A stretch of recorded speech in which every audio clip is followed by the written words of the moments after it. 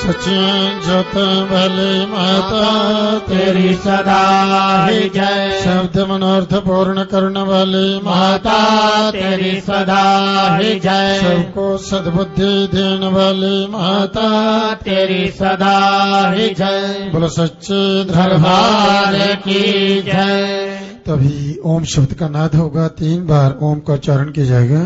आप सभी भक्तजन भक्ति भाव से हृदय से बाहर निकालते लंबे स्वर से सभी ओम का पाठ करेंगे। मां से प्रार्थना करते हुए कि हे मां, इन स्तोत्रों द्वारा, इन मंत्रों द्वारा जो आपकी स्तुति की गई है, इसे प्रसन्नता पूर्वक स्वीकार करो और पूरे विश्व को वरदान दो, आशीर्वाद दो। सबके कष्ट, सबके दुख, सबके रोग दूर करो, सबकी मनोकामना पूर्ण करो, सबकी अंग संरक्षा करो, सबका सर्वत्र मंगल करो। ऐसी मंगल कामना करते विश्व कल्याण के लिए 3 बार सभी एक साथ ओम का पाठ करेंगे।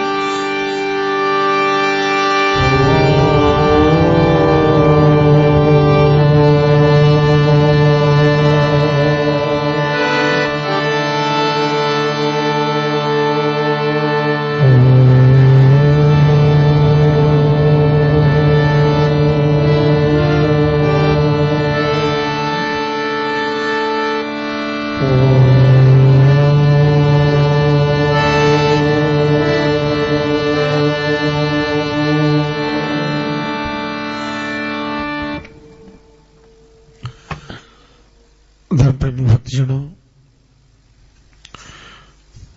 मां भगवती की आराधना, मां की भक्ति, मां का ध्यान, मां का स्मरण, मां की स्तुति, मां का इस दिव्य पिंडिक रूप में दर्शन, मां का आशीर्वाद, जो वास्तव में समस्त पापों का नाश करने वाला है, परम पुण्य को देने वाला है, सब कष्टों को, दुखों, विपत्तियों को, रोगों को दूर करने वाला है और सब ओर से समस्त सुखों को देने वाला है।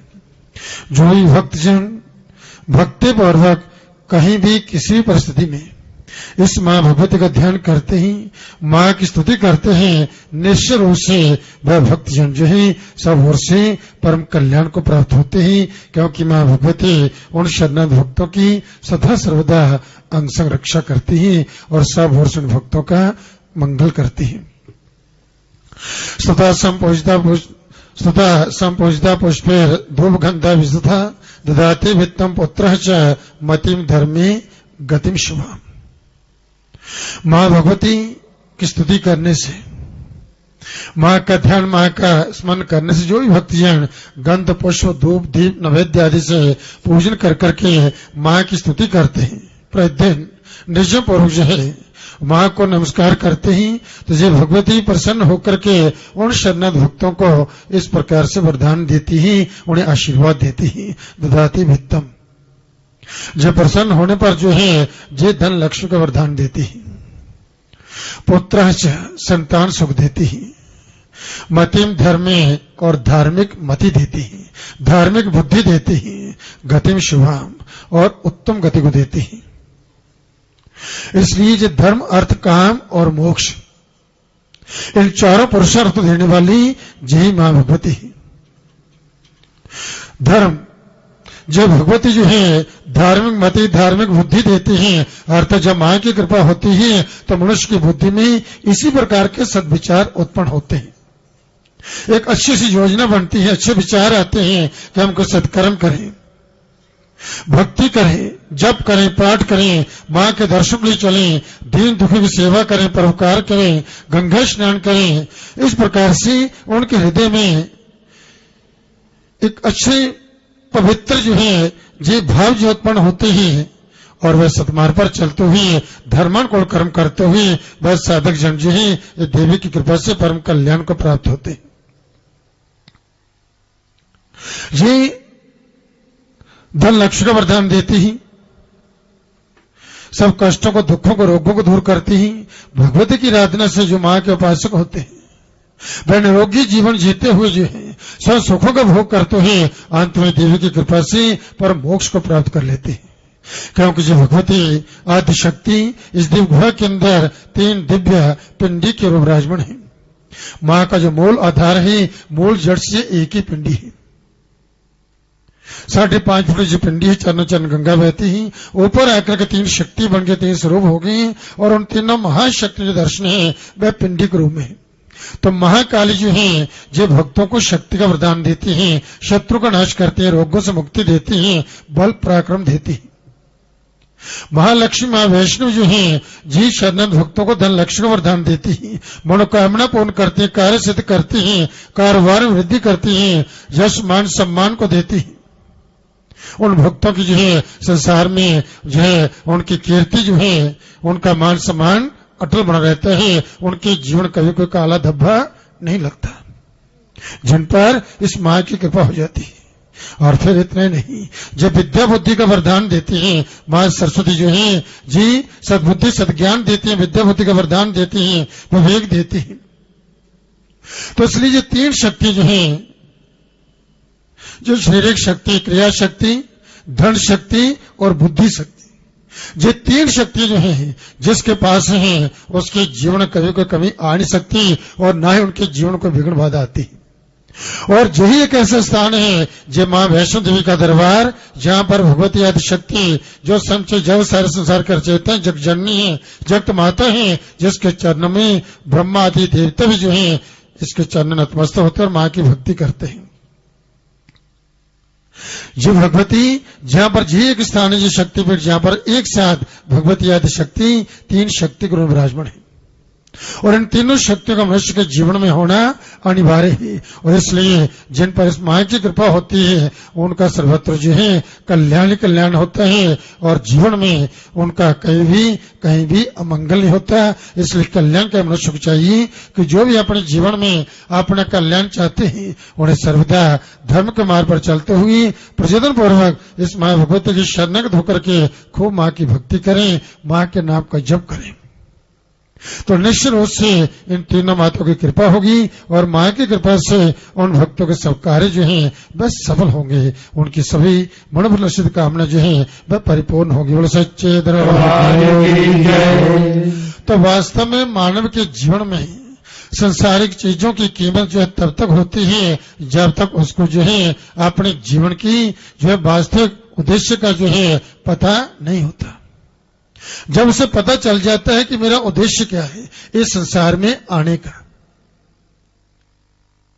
मैं कौन हूं, कहां से आया हूं, किस लिए आया हूं, और कब तक यहां पर हूं, कब तक मुझे रहना और मुझे करना क्या है, इस उद्देश्य का जो है जब उसे जो है बोध हो जाता है, ज्ञान हो जाता है, तो फिर जो है जो संसारिक जितनी भी जो है जो चीजें जो इनकी कीमत जो है फिर उनके सामने इनका कोई महत्व नहीं रहता।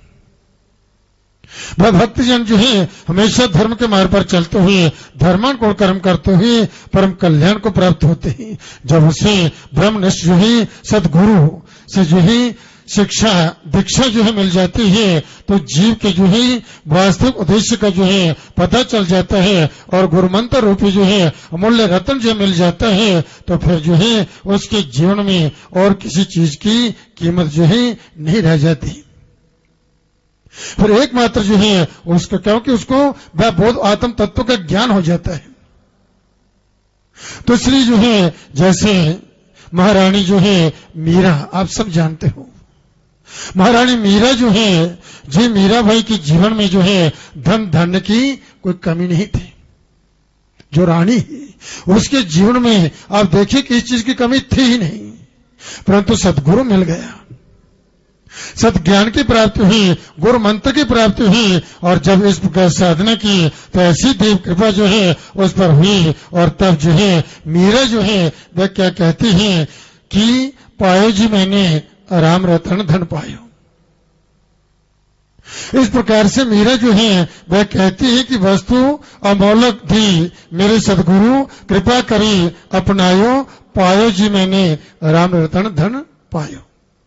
इसलिए जब उसके चरणों में मन लग जाता है और वास्तव में जब मनुष्य को जो है अपने उद्देश्य का पता चल जाता है कि मेरा जीवन का उद्देश्य क्या है, मैं किस लिए संसार में आया हूं, मुझे करना क्या है, जो संसारिक वस्तु जो है एकत्र करनी है जहां फिर मुझे कुछ और करना है। जो तो मनुष्य जो है क्या कुछ भगवती माया के द्वारा जिस सारा यज्ञ मोहित किया गया है, संसार में आता है और जब जो है इस प्रकार से फिर जो है यही संसार की वस्तुओं को इकट्ठा करता रहता है। घर मकान बनाएगा, परिवार है, बच्चे हैं, उनके लिए जोड़ता रहेगा, परंतु जब उसका बोध होता है समय हाथ से निकल चुका होता है सदगुरु के अभाव में। सदगुरु जो है जिस समय समय पर जो है अपने शिष्यों का जो है वह मार्गदर्शन करते कब क्या करना है और क्या नहीं करना जीवन में, किसमें आपका कल्याण है, इसलिए जो है बस समय समय पर जो है मार्गदर्शन करता है। ऐसे ही भक्त जो है पुरंदरदास जी जो है जीवी जो है इनके जीवन में जो है देखने में ऐसी बातें मिलती है। भक्त पुरंदरदास जो है जय शक्ति के उपासक हुए हैं और इस प्रकार से नहीं आत्म तत्व का बोध हो चुका था। बड़े जो ज्ञानी भक्त थे, तपस्वी थे और भिक्षा में जो मिलता उसे उधर पूर्ति करते और भगवान की भक्ति करते।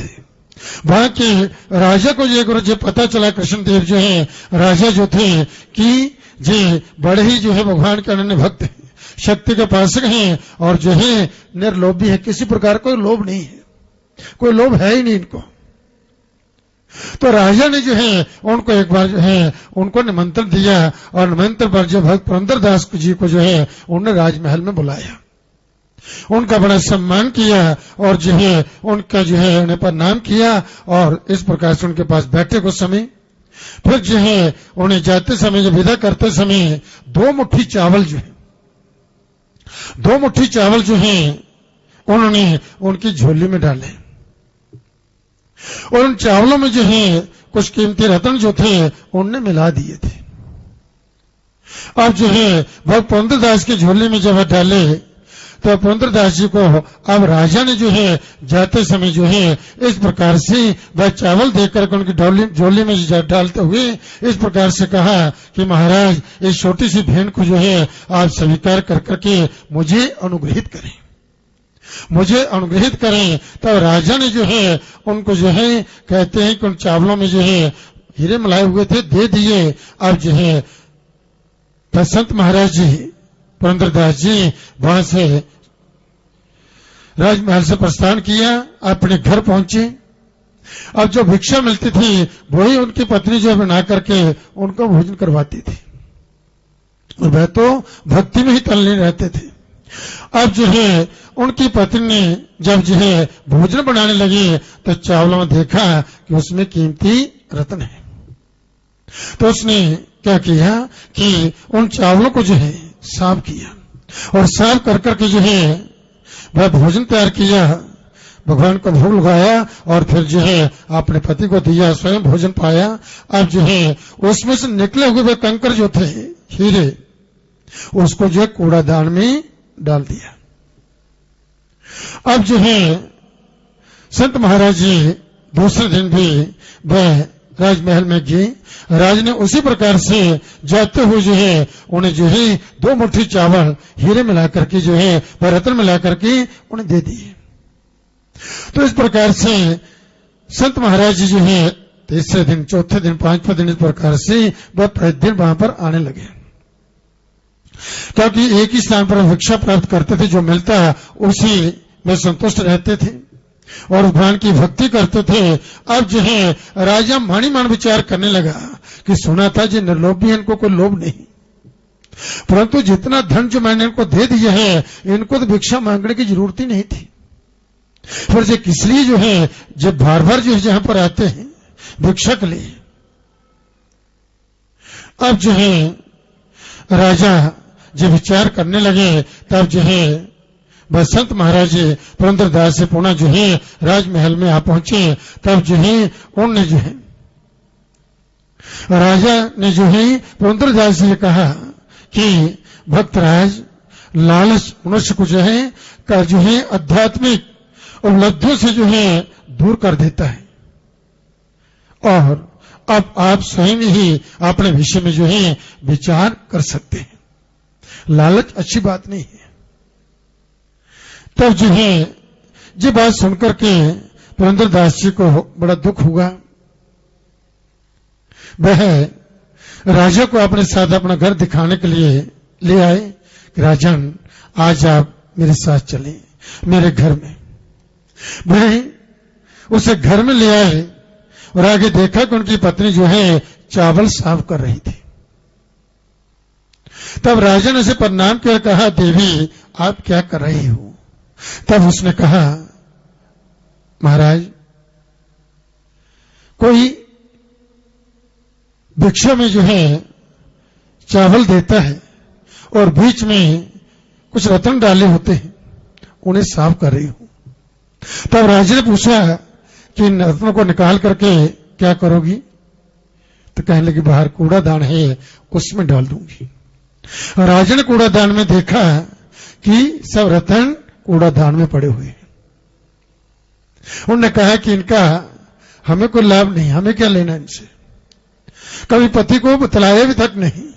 और तब जब देखा कि वह केवल मात्र राजा के घर से भिक्षा लेकर जो आते थे वही भोजन पाते थे और भक्ति में ही तल्लीन रहते थे, तब राजा जो थे अपनी अपराध के लिए क्षमा याचना करते हुए दोनों के चरणों में दंडवत प्रणाम करते हैं और क्षमा याचना करते हैं कि मेरे मन में आपके प्रति ये गलत बात पता नहीं कैसे आई, आप तो परम भक्त हैं, मुझे क्षमा कीजिए, मैं आपके चरण पर नाम करता हूं, मुझे आशीर्वाद दीजिए। और जो मेरे मन में मेरी बुद्धि में ये गलत विचार जो आया आपके प्रति, ऐसा विचार कभी किसी के प्रति भी ना आए, ऐसी कृपा करें, ऐसा मुझे आशीर्वाद दें। वह बड़े आश्चर्यचकित थे और आश्चर्यचकित होकर के जो है उन्होंने जो है उन दोनों पति पत्नी के चरणों में प्रणाम किया और तब जो है उन्होंने उसे आशीर्वाद दिया।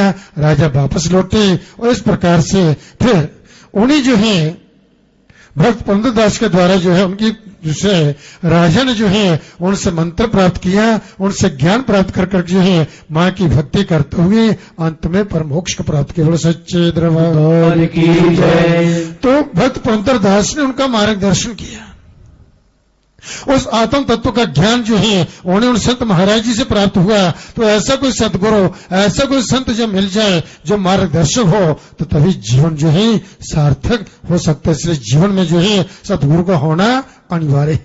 जिस मां जगजननी के चरण में विराजमान है वह भगवती आदि शक्ति जो है वही जगजननी जगत माता जगत गुरु है, क्योंकि बच्चे की पहली गुरु जो है मां ही होती है और मां से ही बच्चों को पहला ज्ञान जो प्राप्त होता है। फिर जी जगजननी जगत माता जगत गुरु है, जिन पर मां भगवती जगत गुरु की कृपा हो जाती है उनके जीवन कभी किसी प्रकार की कोई कमी रहती नहीं, क्योंकि जब भगवती उन भक्तों को सद्बुद्धि सद्ज्ञान देती और जिन भक्तों की मां की कृपा से सद्बुद्धि सद्ज्ञान प्राप्त हो जाता है तो उनकी बुद्धि सदा सर्वदा ठीक निर्णय करती है, उनकी बुद्धि में कभी कोई किसी प्रकार विकृति नहीं आती और ना ही कोई गलत विचार, कोई बुरे विचार उनकी बुद्धि में आते हैं। उनकी बुद्धि में सदा सर्वदा मां की कृपा से अच्छे अच्छे विचार आते हैं, उत्तम विचार आते हैं, उत्तम योजनाएं जो हैं उसके जो है वह बनती हैं और ऐसे उत्तम श्रेष्ठ काम कर्म करते हुए जो है वह अपने जीवन अग्रसर होते हैं